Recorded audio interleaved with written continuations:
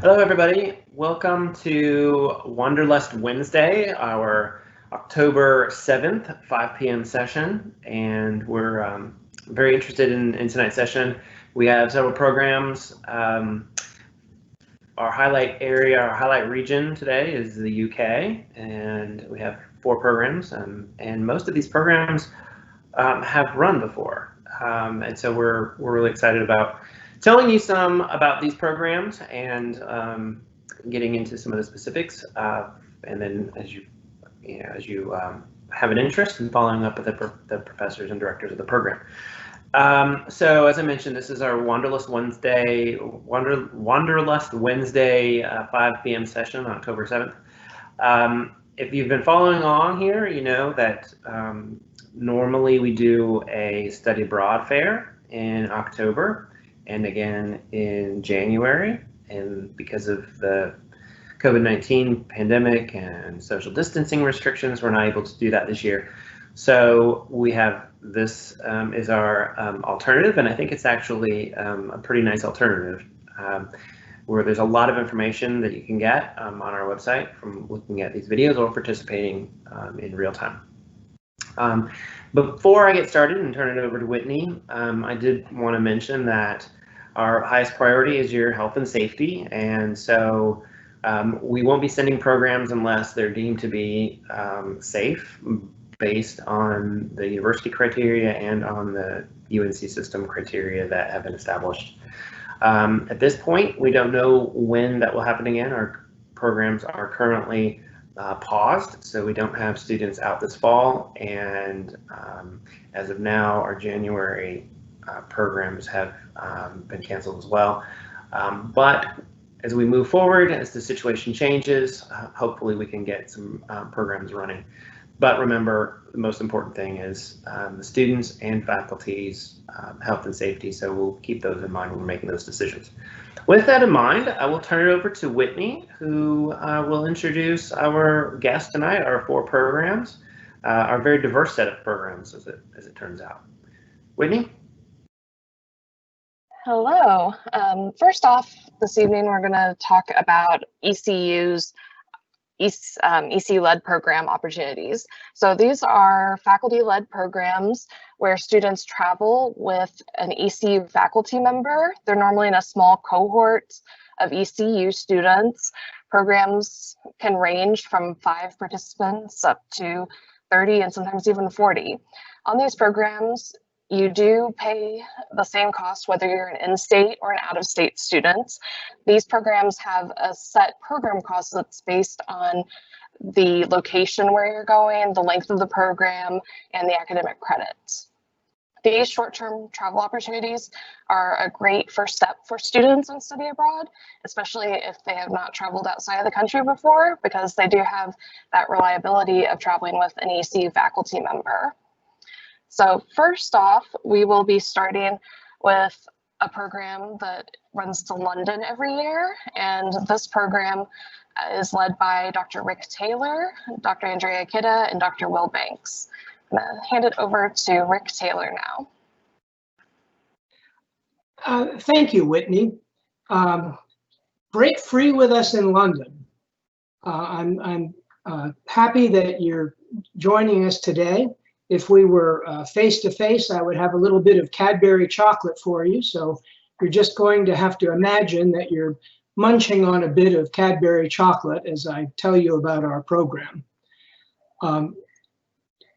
Dr. Banks, Dr. Kidda, and I have been running this program successfully for a very long time. And we're keeping our fingers crossed that this year's program will be the best ever. It's a 3-week program. You can earn 6 credits in English. The dates are Friday, June 25th to Sunday, July 18th. My contact information is taylor.r@ecu.edu. You can just remember Taylor R, and I can answer any questions you might have about the program. Why should you choose our program? First of all, it's convenient and it's fun. We stay in flats in central London which are very close to tube stops, underground stops, which means you can very easily get anywhere you'd like in the city. And transportation in the city is included as part of the program. So it's a very nice bonus to have that freedom of movement. The classes we'll have will not be in traditional classrooms, but rather in our flats. So we'll have classes in the morning, and then you'll be free in the afternoons, either to participate in one of our events or to do some traveling or research on your own. In the evenings, very often we go see plays. Our program is all about the theater, and you'll be seeing lots of England's amazing variety of theater, from Shakespeare in the Globe to pub plays, all sorts of different theatrical experiences. We're a very affordable price. One of the reasons why we're so popular and why we run every year is that we've worked very hard to make this program as affordable as possible. Another thing that our students seem to like is that weekends are free. And if you're in the UK, it's very easy and very inexpensive to travel beyond the UK. Our students very often go to Paris or elsewhere in Europe, and it's a very easy excursion to manage. For our coursework, we offer a wonderful course by our renowned folklorist, Dr. Andrea Kita, who will teach us about the British supernatural. So all things horrible, all things that go bump in the night, all things frightening and terrifying, we promise to offer that to you. Also, of course, Dr. Banks will be teaching us all about London theater, which is unlike any other theater in the world. And I will introduce you to the amazing multi-ethnic nature of the city, the literature that's about multicultural London. So you'll get to choose 2 of our 3 courses that we offer, either undergraduates or graduates. And it will be a great experience, both academically and in terms of the personal adventures that you'll have as well. We believe in giving you a lot of time to make your own choices, to make this program your own, to explore those things which are most important to you. But we'll also provide a lot of guidance too, because as I said, all 3 of us know the city very well, and we've been doing this for a very long time. If the government lets us, if ECU lets us, we're going. So sign up. We're already up on the Pirates Abroad website, or contact me at taylor.r@ecu.edu. I promise this is going to be a magical experience, and all of us, let's keep our fingers crossed and make this happen. Thank you, Whitney. Yeah, thank you, Dr. Taylor. It does not appear that any questions have come through about your program, so we're going to move right along. And our next program is about public health. It is led by Dr. Karen Vail-Smith and Dr. Don Cheney. Let's see.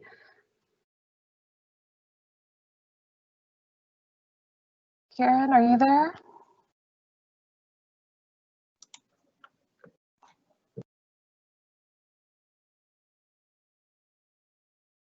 Okay, unfortunately, it looks like there are some technological issues. So I'm going to go ahead and move forward to our next presentation.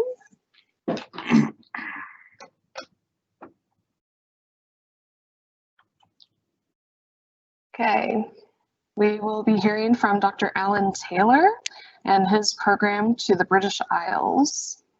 All right. My name is Dr. Alan Taylor. I'm in the Department of Human Development and Family Science, and I'm excited to tell you a little bit about the program in which I'm hoping happens in June. June 2nd through the 16th. So we'll be gone for 15 days, and we are focusing on Ireland, Scotland, and England. And this is a once in a lifetime tour that's packed with historical, cultural, and modern explorations. We are going to examine and have a deeper examination and comparison between each of these three countries. We're going to be looking at their food, the people that are there, the culture, the education, the entertainment. And so we are wanting, if you're interested in getting a glimpse of all three of these different countries, that you can come and see the beautiful landscapes, the rich history, and the involving cultures. So I've taken students on study abroad programs over the past 8 years, and I've counted them up where I think I've taken almost 500 students over these past 8 years. I usually do two study abroad programs each summer, and I'm taking a group of or I'm hoping to take a group of students in May to Europe, to Germany and Italy and France and Switzerland. And then obviously for this one, which I'm talking about now, is going to be in June 2nd through the 16th. So let's move to the next slide. So in Ireland, I just wanted to show you a glimpse of some of the places that we're going to go, some of the things we're going to experience. So the Cliffs of Moher, the very first day we're going to land, we'll be going to the Cliffs of Moher. We'll experience the Ring of Kerry, which is the southern part of Ireland, the fabled leprechaun area. We will see the Rock of Cashel. We will visit its 5 or 6 different castles in each of their different eras. Some of them have been restored. Some of them exist as they have just been sitting for hundreds of years. We're going to see the Blarney Castle, where the famous Blarney Stone is on the top. And we'll go to the Trinity College Book of Kells, a fabulous, wonderful library that's just amazing and rich with history. We will go to Dublin and St. Patrick's Cathedral as well. There's lots of time where you'll be able to experience the culture in Dublin. You will have some free time in each of these countries where you can do and plan what you want to do. But a lot of our time, we get up early, we leave at 8 o'clock, and we're going, and until the evening. But like I said, there'll be one day where we'll have half a day, 3/4 of a day where you can kind of do your own thing, make your own plans. But we use Explorica as a company, and they have planned things out. I work with a travel director, and the director will be with us the whole time. And so we try to pack in as much as possible so that you can experience as many things as possible while we're traveling. Let me go back. Well, when we go to Belfast, we're going to the murals, and they have over 40 different murals that are representative of the revolutionary period, which they've experienced over the years. And they each tell a different story, and it's unique to Belfast. And then finally, we will go to Giant's Causeway and see these amazing natural formations right there on the near the sea. Let's go to the next slide. So we'll also go we'll head our way second up to Scotland, where we will go to Edinburgh. Edinburgh is one of my favorite places of all the places I've traveled around the world. It has a lot of history, but some of the things that I like about it is it's connected to Harry Potter and the books that many of you are familiar with.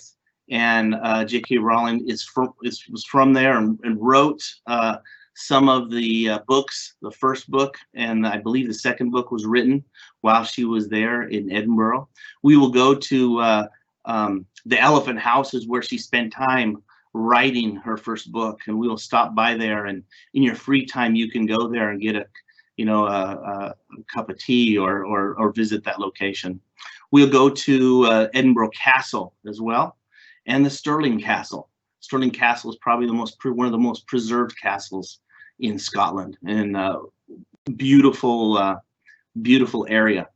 We will go to the Loch of Katrine, which is in the mountain areas of Scotland, and we'll be able to experience some nature, go on some hot hikes around there. Last time, some of the students rented some bicycles as they rode around this beautiful lake. And then we'll see the William Wallace Monument as well, and the Robert Burns birthplace. Robert Burns is a famous poet, and we will learn a little bit more about him and his history. We're probably the most famous poet from Scotland. All right, we'll go to the next one. Finally, we will end in England. And as we're going from Scotland down to England, we will stop at Anne Hathaway's cottage, which is Shakespeare's birthplace.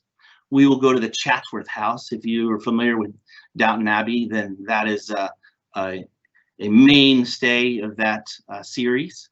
And we will visit the Tower of London Castle, the church, the Christ Church, Oxford University.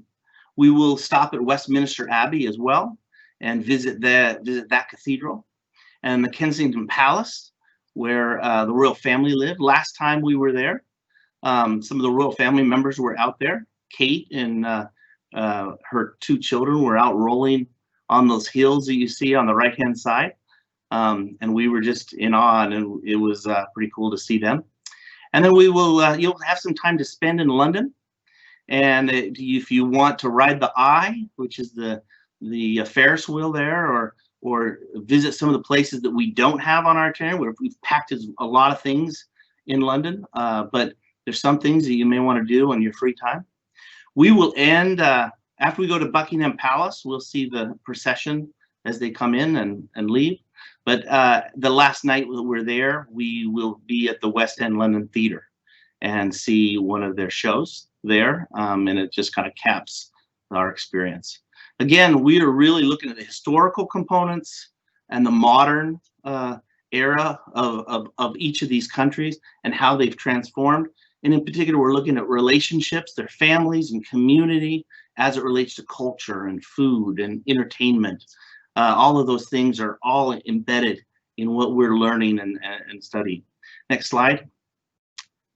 Now this is open to all majors.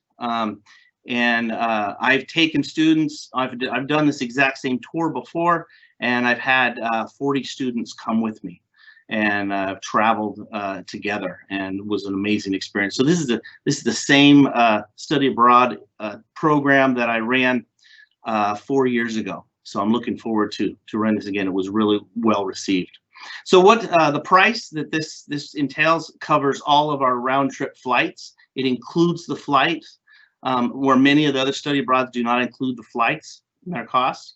It also includes all of our transportation, our water transportation, or any land transportation. We usually are traveling from country to country in buses, travel buses, and all of that is included as well. We stay in hotels with the private bathrooms, and they're not. I tell students we're not staying in the most ritzy hotels, but we're also not staying in Motel 6s. We're right there in that middle range. And all breakfasts are included, and then 12 of your dinners are included. We don't include your lunches because we want you to try different foods in different areas. Like I said, we have a full-time Explorica Tours director with us, and the cost that will be included with this will include any tips that we give to those who are giving us tours in each of the different areas that we stop. We'll have a t-shirt and a travel book, and you'll receive those. That's all part of the cost as well as earning 6 credits of HDFS 4100, or if you're a graduate student, you can earn 6 credits of HDFS 6100. It also, what's really important is all of our costs, besides what you do in the free time, all of the activities that we're going to do and experience and visit are also included in the cost. The cost right now, I'm still finalizing this cost, but it looks to be right around between $6,500 to $7,000, and that's for 15 days, and includes flights, transportation, hotels, so many of the meals, all the breakfasts, and all your credits. So financial aid is available, and I hope to have 15 to 20 students, and if we have more, that's great. But if you're interested, please contact me at tayloral@ecu.edu, and I look forward to hopefully hearing from you. Thank you. Thank you, Dr. Taylor. Now we'll be going to Professor Karen Vail-Smith, who's done with having any technical difficulties. And while I queue you up, Karen, if you would like to go ahead and start speaking. Okay, can you hear me now? Yes. Okay, good.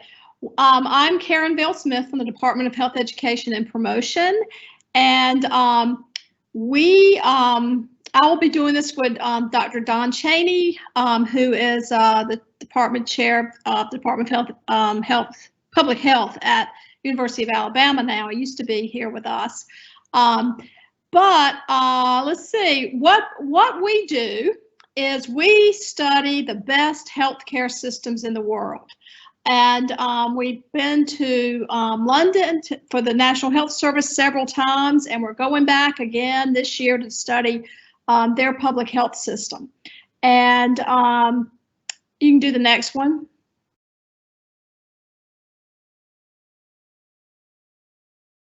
Can I advance it, Whitney, or do you have to do that? So I advanced it, and it's on the professional site visits slide now. Do you see that? Oh, no, I don't see that. Okay, now I see it. Okay. We do everything ourselves for ours because we are really wanting to make sure that our students who are future leaders in medicine and public health and dentistry and all these different wonderful things get to meet all the key leaders that we know personally now, especially in London. So we go to the public National Health Service, Public Health England, and see Public Health England. We actually see the head of that. We go to the head of the National Faculty of Public Health. You see all these, the British Heart Foundation. So we actually do site visits. We go to these places. We do 2 a day, 1 in the morning, 1 in the afternoon, and we meet with these people and see where they work and let them talk to us about the most important things going on as far as public health and health goes in Great Britain right now. So those are some of the places that we'll go. We'll also have, of course, a coronavirus focus this time, and we'll be adding a few more infectious disease type people to kind of compare our response to corona to theirs. If you click this again, Whitney, I think some more things will show up on the side. We also reserve part of the trip to help you, and we get together in the spring. I guess we'll do it virtually now, and we talk about all these places to see, and we help you design, you or some of your friends or people you meet in our group, and you do your own itinerary for some of our free days, and that can include any of these things. We have our cost includes admission to these things, and a lot of them are free anyway. So that's one thing you'll do on your own. Don and I also go to somewhere every day, so if you wanted to just come along with us because you're not ready to go out on your own, that's fine too. But you do have the option of doing some of these things on your own. Whitney, if you advance it, I think on the side it's going to show some of the places we go as a group. Yeah, so we stay about a block from Kensington Palace. We stay there every time. It's a great hotel, and really you can throw a rock and hit Kate and William from where we are. We'll do 2 Broadway type plays. We already have our Hamilton tickets from last year. They let us move them ahead. So we'll definitely go see Hamilton, and then we'll let the group sort of choose the other one we do. We have a London by Night tour. We do 3-day trips together on the train. We're going to Cambridge and do all the fun things there are to do there. We'll go to Stonehenge and Salisbury on the same day.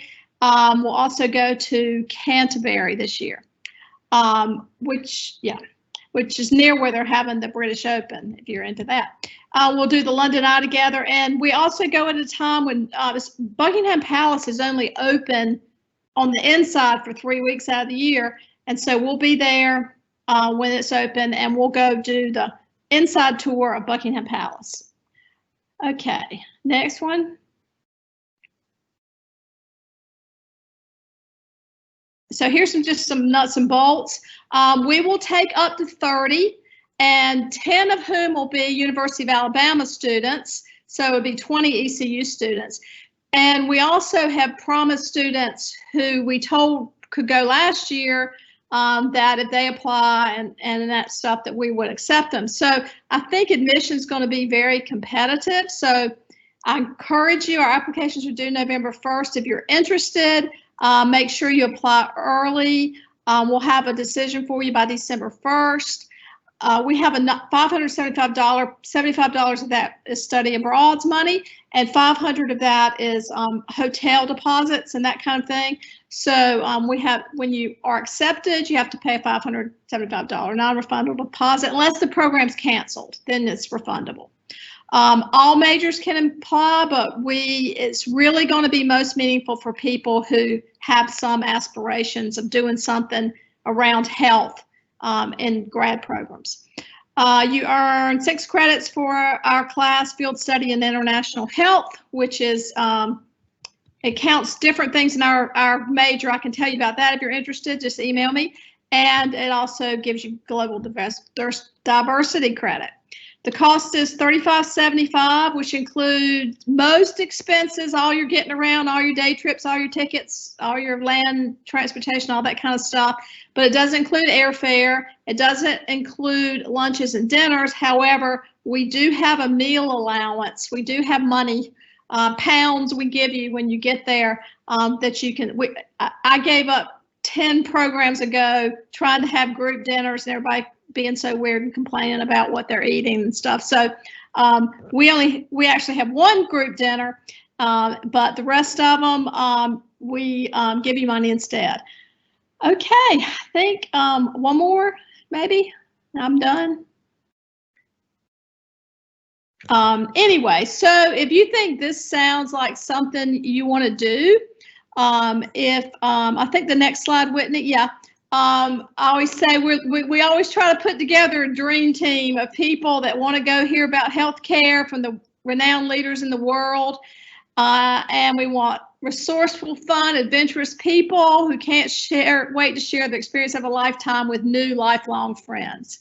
And like Alan, I've probably taken 500 students abroad, and down to the last one, well, maybe there was one, but 499 of them say it was the best experience of their life and are so glad they went. So I'm sure that'll be the case for whichever program you choose. But it's just, there's just nothing comparable in your college experience to studying abroad.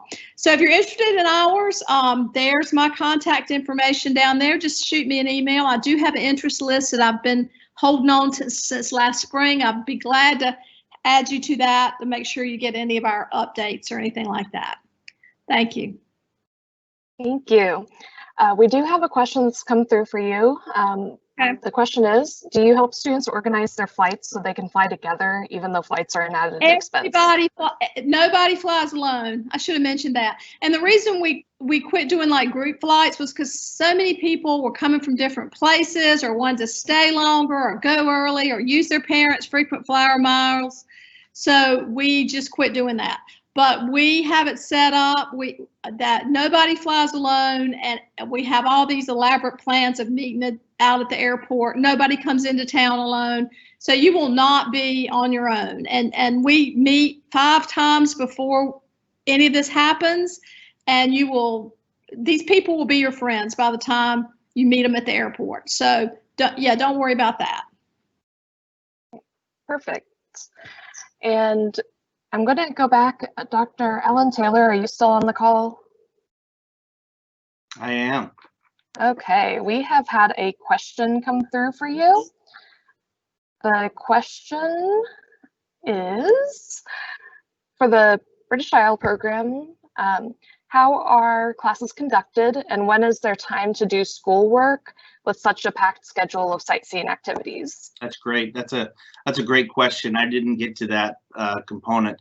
we will meet virtually. Usually, if it wasn't during a pandemic, we would meet 5 or 6 times on certain Wednesdays during spring semester to get to know each other, but also to talk about what we're going to be doing, where we're going to be going, learning about the culture. And at that time in February, I give everybody the syllabus and all of the assignments, and there's some pre-departure assignments that are due in June before we leave. And then there's some post-departure assignments that you do right when you get back that are some reflection papers and some comparison analysis papers of the countries that we just visited. While we're traveling, we don't meet and have class. You are to keep a journal, and that's part of the requirement. But we do most of our coursework before we leave and right after we leave, or right after we get back. Perfect, thank you. All right, now we're going to be hearing from our last faculty-led program of the evening. It is on peace building and reconciliation in Northern Ireland. It's a program that has been developed by Dr. Alan Guidry, Dr. Dennis McCunney, and Tara Kermit. So, Dr. Guidry, I'll hand it over to you. Thank you, Whitney. I appreciate it, and I'm excited about hearing all the other programs that are going on too. So this is great. I wanted to share, although this is a new program to the inventory of programs that we have, it's actually an offshoot of a program that has existed for some time, specifically within the College of Ed, and so it's part of a relationship that goes back several years with the university in Belfast, Stranmillis University College of Queen's University Belfast. And so we're really excited to extend it. The experience and the community in Belfast and the people there at Stranmillis University are such warm and welcoming people, and we've got such a great relationship. We wanted to extend it to something beyond just the College of Education. And so my colleagues and the Center for Leadership and Civic Engagement and I got together and began to package this program that is actually open to students regardless of major. It provides a number of different wonderful opportunities that you'll hear about as Dr. McCunney in just a few minutes talks about the specifics of the program. But what it offers is it offers an opportunity for you to get some general education credit. It offers an opportunity for you to actually get a credit at another university. Running this program in conjunction with Stranmillis University College, so you'll be interacting with both ECU faculty and faculty at Stranmillis University College, and it provides you an opportunity as well to build a service learning component in it. I've had a chance to go twice to Stranmillis, and in both of those, the community of Belfast, and you saw, I believe Dr. Taylor had the mural tours that are part of their trip to Belfast. That's part of it, and it's just such a transformative experience to see what came out of the Troubles and to hear the story of the Troubles that existed. This program is centered entirely around that peace building and reconciliation process that universities like Stranmillis were a part of. So you'll actually be interacting with people who are not only teaching you about the peace building and reconciliation process,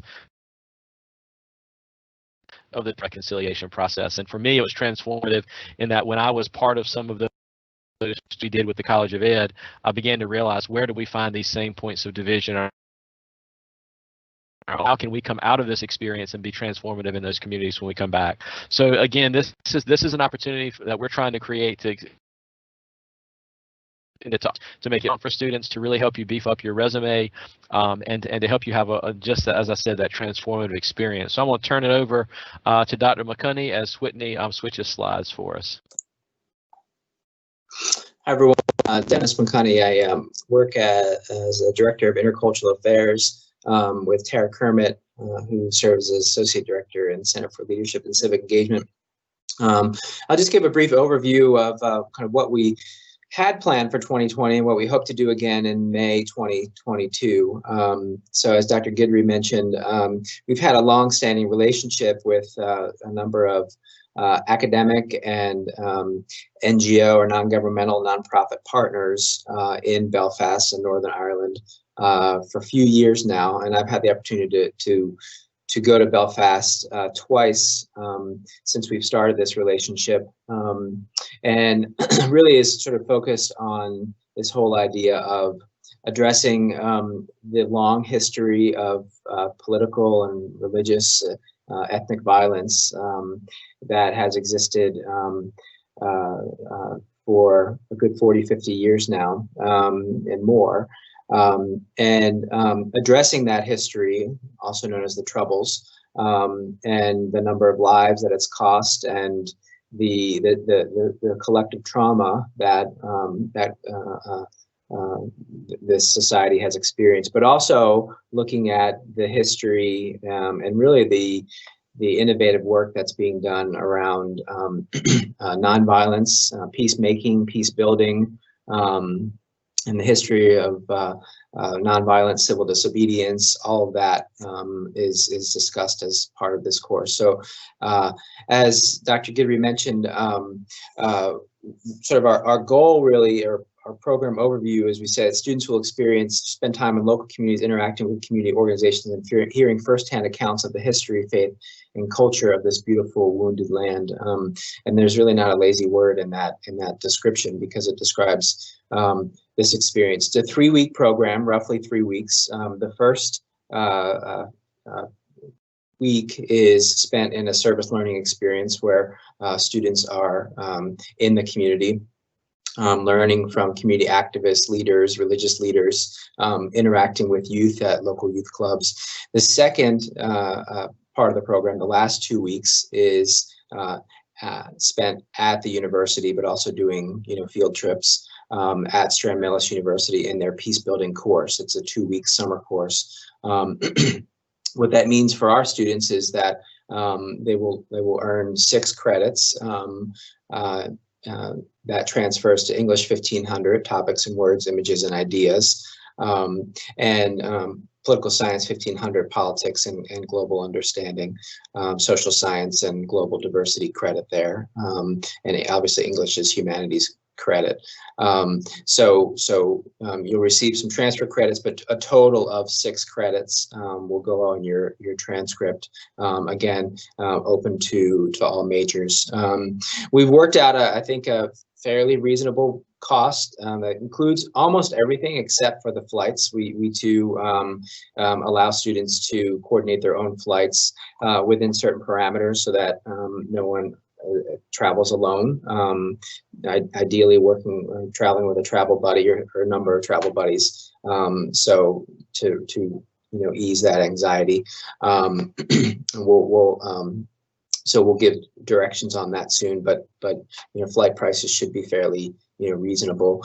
But everything else is covered, from your tuition for the programs, your program fees for the service learning experience. That's all coordinated by our nonprofit partners there. Your food and lodging at Strand-Millis University. You'll spend 3 weeks living in one of the residence halls at Strand-Millis, and eating in their dining halls for breakfast and lunch. And then, breakfast and dinner, and then, depending on the experience, lunch in the community, and any other, kind of program costs associated with that, including stipends to the speakers who will interact with you. So that's kind of a brief overview of the credits that you'll get, and some of the experiences, and the timeline and the cost. And I think we'll kick it over to Tara?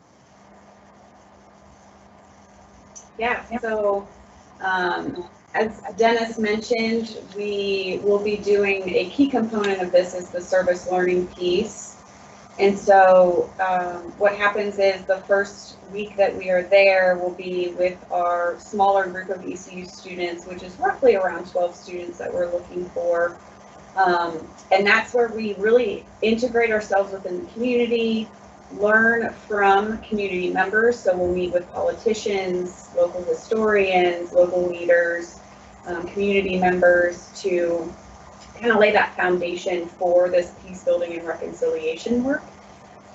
Dennis mentioned that we will work closely with youth organizations within Belfast and within Northern Ireland, really talking about youth being the future. So getting an opportunity to talk to the youth about what it's like to live in these times, what this means for them, knowing that it's a part of their history, helping to mentor them, and just working very closely with the youth in the community. So that's a part of the experience leading up to the coursework. And then once you get into the class for the last 2 weeks at Strand Millis, you'll be with other students taking that course as well. So it's a great foundational piece. It's something that's a little unique compared to some other study abroad experiences. There's not always a service learning component tied to it.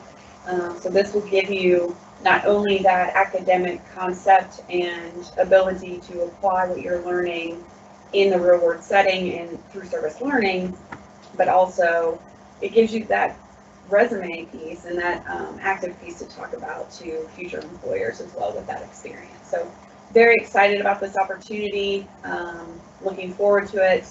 As we stated, we are looking for more May 2022, just with our planning, knowing that summer is still up in the air, working closely with our partners to ensure that we have the safest and best experience. But we wanted to share this opportunity with students now so you can start thinking, especially as some of those general education requirement courses could be met through this experience. We wanted you to go ahead and have the opportunity to plan for that.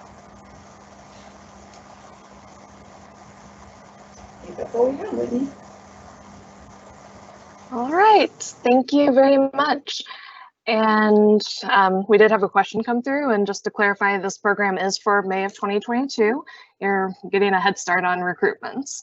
But if you have any questions about the program, feel free to reach out to Dr. Guidry, Dr. McCunney, or Derek Hermiet. Now we will be going over to learn about the exchange programs that ECU has. So for that, we'll be going to Erin Taylor, who is our Education Abroad Advisor in the Office of Global Affairs. Erin? Hi, everyone. I just wanted to give you a few options that are non-faculty led in the UK region.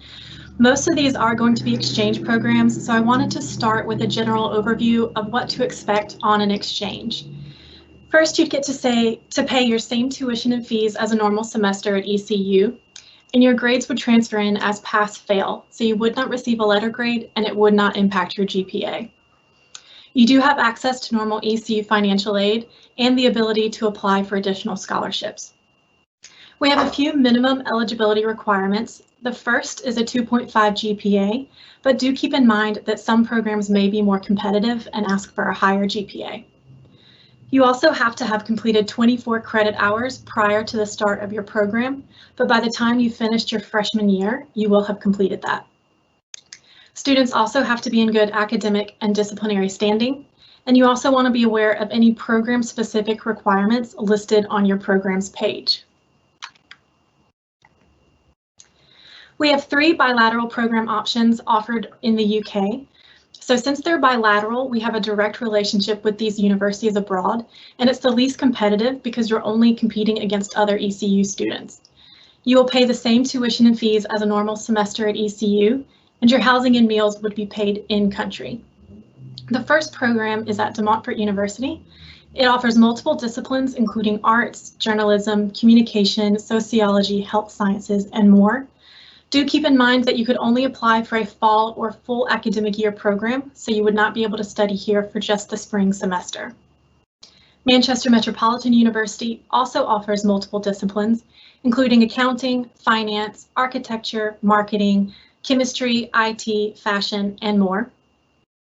And finally, the University of Strathclyde in Scotland also offers multiple disciplines, but it's a great opportunity for business majors, as you can take accounting, business administration, marketing, management, finance, hospitality, and tourism management. Another program option for you is to go through an International Student Exchange Program, or ISEP. They offer both exchange and direct options, and on an exchange, again, you'd pay your same ECU tuition and fees, but you would also pay your same ECU housing and meal plan. Direct programs have one set program cost, and it may vary by program and location, but it could be less than out-of-state tuition. ISEP also has internship programs available, and through ISEP, you have access to your ECU financial aid, and your transfer credit would come in as pass-fail, so again, you would not receive a letter grade, and it would not impact your GPA. You can apply for additional scholarships, and do keep in mind that some locations may be competitive. In the UK, ICEP offers both exchange and direct options, as well as summer and semester options, and they have a total of 21 programs offered in Northern Ireland, Scotland, and England. So that was just a quick overview of what some of our faculty-led options in the UK are, as well as some exchange opportunities for you. If you have any questions about the programs you've heard today, please feel free to reach out to studyabroad@ecu.edu. You can also browse these programs at piratesabroad.ecu.edu. And to keep up to date with all of our Wanderlust Wednesday activities, you can visit globalaffairs.ecu.edu/fair.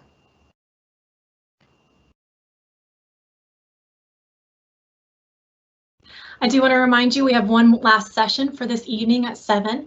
We have a representative from Career Services speaking about how to maximize your study abroad experience in the workplace. So I do hope you'll attend. Our next Wanderlust Wednesday is next Wednesday, October 14th, where we will be covering the ECU Tuscany program and programs offered in Central and Eastern Europe, as well as having an Italian cooking class demonstration. Finally, do please submit your study abroad photos and videos for our video contest, where you can have a chance to win $50 in bounty bucks. So to find more information on that, you can visit globalaffairs.ecu.edu/fair.